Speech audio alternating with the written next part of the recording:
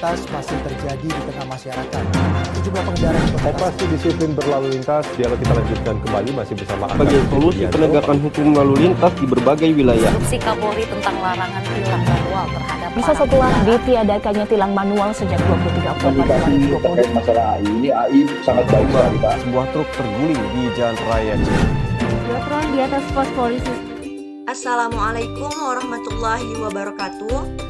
Kami dari kelompok 6 akan membawakan judul tentang peningkatan keamanan lalu lintas melalui penggunaan teknologi cerdas.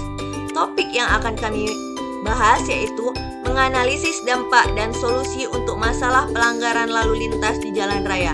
Di sini kami akan membahas dua macam topik. Yang pertama, pelanggaran lalu lintas di jalan raya dan urgensi peningkatan keamanan lalu lintas dengan cara tilang elektronik atau e-tilang dengan CCTV. Yang kedua, teknologi EA untuk mengurangi kemacetan dan teknologi canggih untuk mengatur lalu lintas pintar.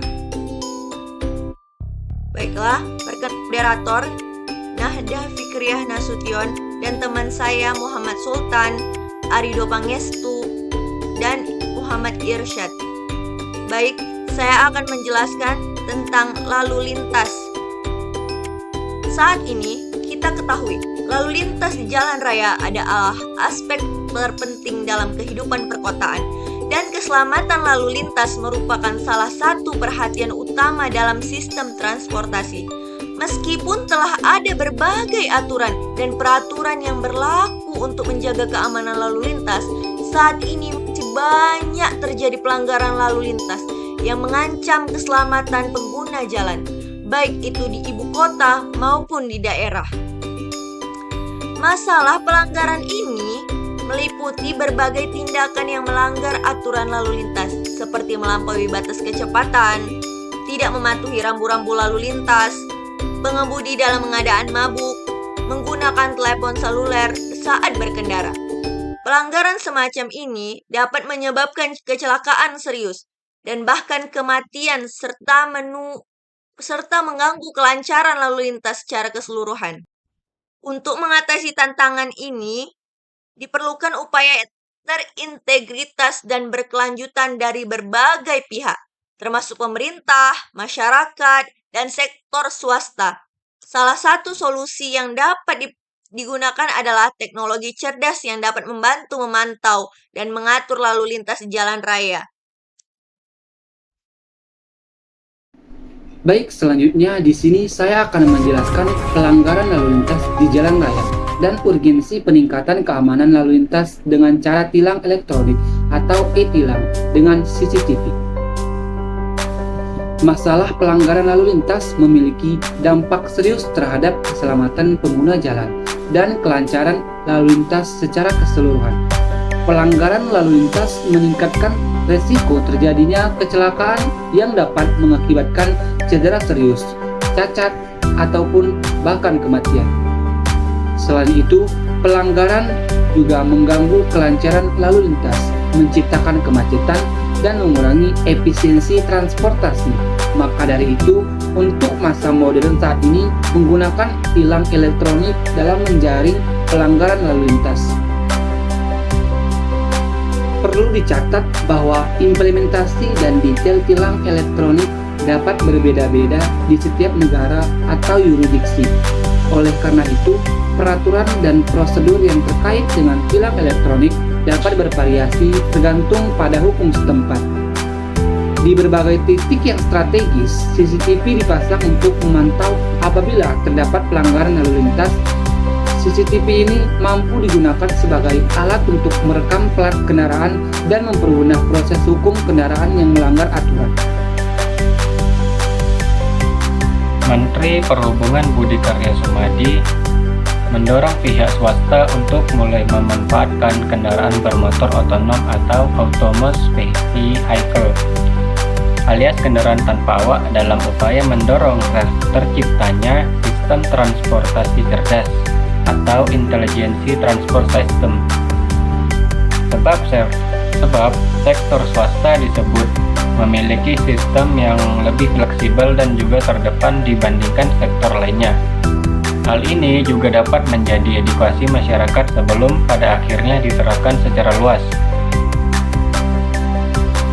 Sektor swasta memiliki sistem yang lebih fleksibel dan terdepan untuk memanfaatkan teknologi tersebut. Jika swasta berperan aktif, ini akan menjadi suatu kekuatan yang luar biasa. Saat beroperasi, kendaraan otonom ini dibekali penggerak listrik dan baterai pack berkapasitas 32 kWh yang bisa bertahan selama 9 jam.